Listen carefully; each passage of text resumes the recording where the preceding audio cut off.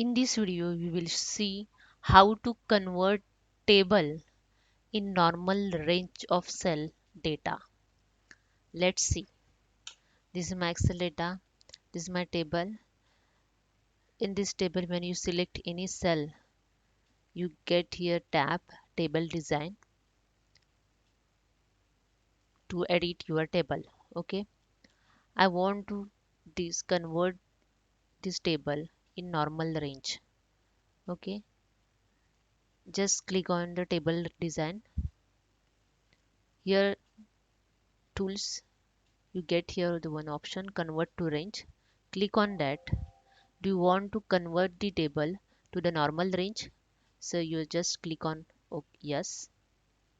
That's it.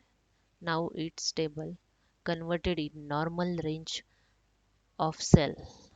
When you click on this cell, the tab is not added of table design tab because this is a not table.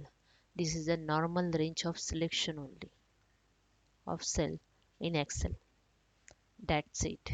Thank you. Hope you understand. Please subscribe my channel